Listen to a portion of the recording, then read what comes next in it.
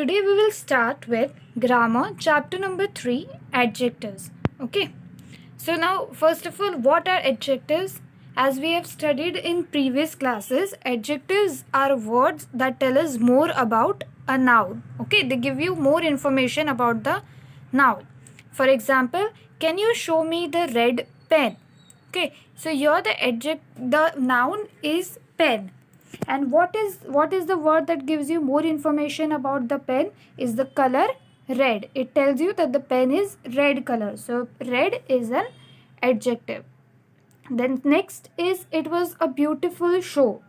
Now the noun is show and the word beautiful tells us about the show, that it was a beautiful show. Okay, so words like these that give you more information, tell you more about the noun, are called adjectives. Now we will look at the different types of adjectives. Okay, so the first two types are attributive adjective and predicative adjective. Now attributive adjectives, they generally come before the noun. Okay, so for example, it is an expensive dress. So expensive is the adjective and it comes before the noun. Next is predicative adjective. This adjective comes after the noun. For example, the dress is expensive. Expensive is the adjective and it is coming after the noun, that is the dress. Okay, now one thing that you have to remember about attributive and predicative adjectives is that there are most of the adjectives can be used as both attributive adjectives as well as predicative adjectives. As we can see in the above example, the adjective is expensive, but in the above statement it is used as attributive and in the next statement it is used as predicative. Okay, but there are some adjectives, some words that can only be used as predicative. Those are afloat, congested, ideal, etc. And then there are some other adjectives that can only be used as attributive. That means they can only be used before the noun. We cannot use these words after the noun in any way. So these examples are complete, heavy, old, etc. Okay.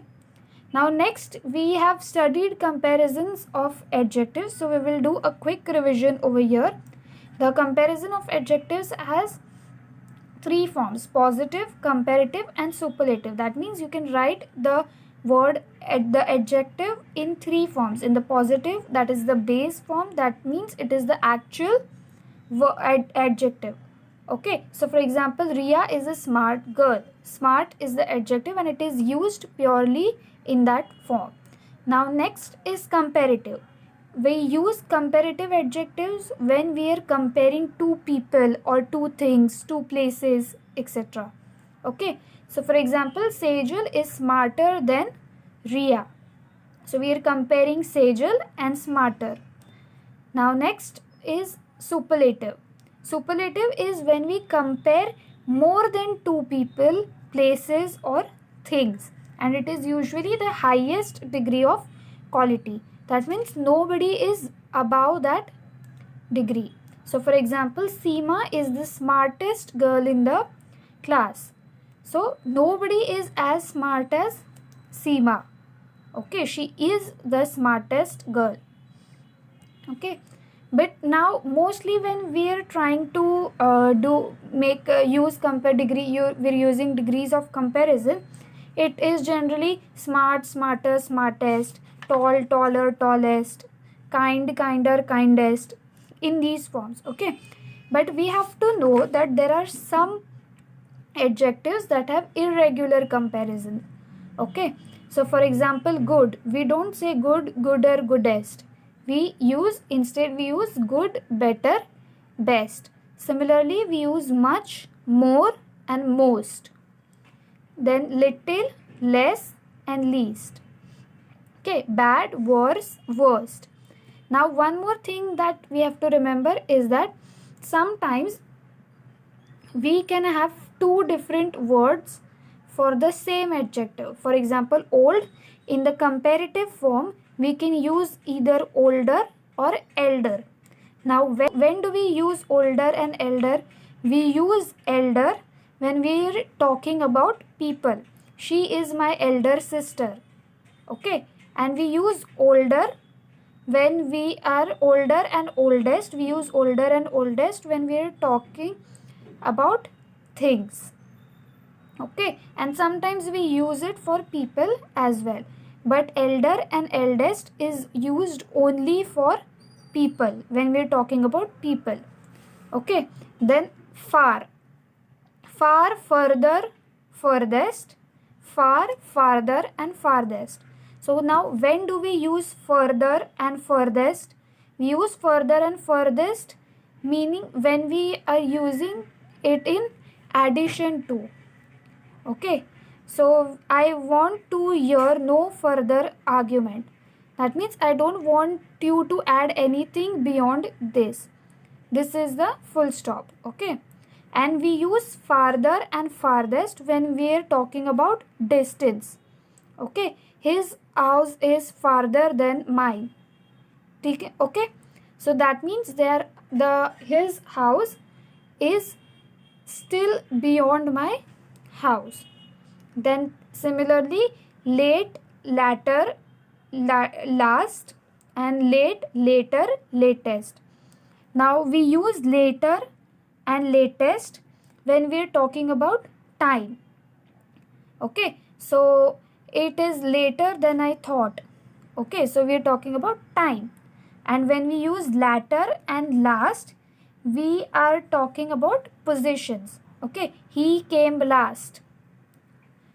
Okay, so he came last, that means he came last in a race or he came last into the class. So we are talking about those positions. Okay, now sometimes there are words, there are nouns which can also be used as adjectives. Now when does this happen? This happens when two nouns are used one after the other. Okay, so when this happens, when there are two nouns back to back, the first noun becomes the adjective that describes the second noun. Okay, so for example, fairy tale.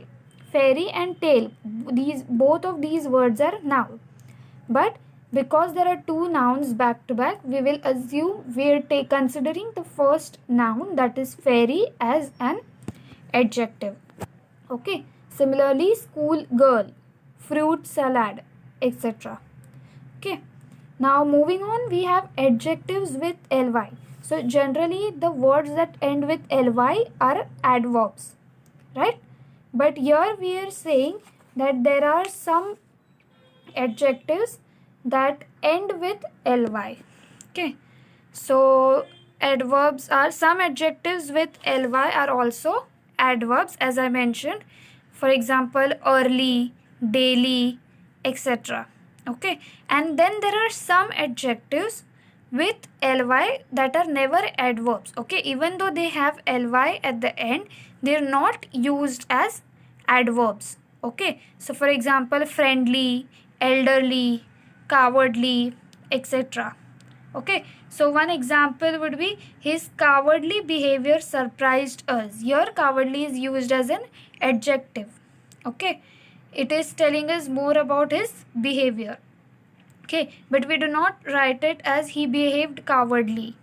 Okay, that is not how we use the word cowardly.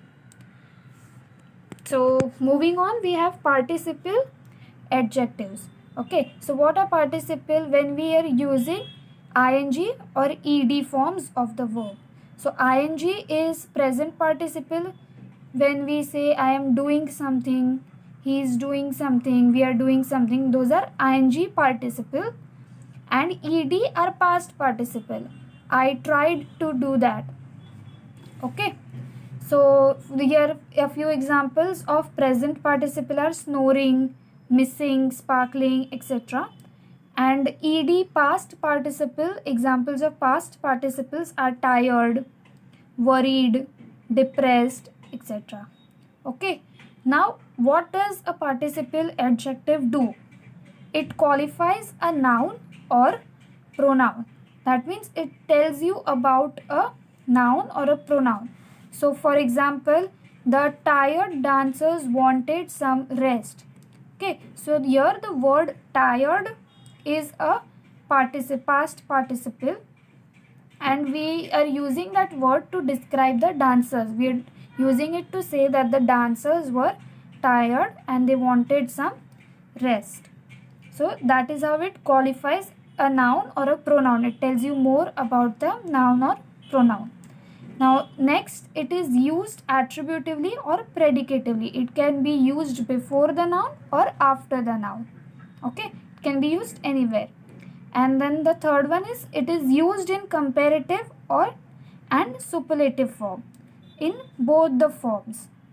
Okay, so for example, tired, you can use it as most tired. He was most tired out of all the dancers. So you can use it in comparative and superlative forms as well. Okay, so now I hope that the concept of adjectives is clear to you all.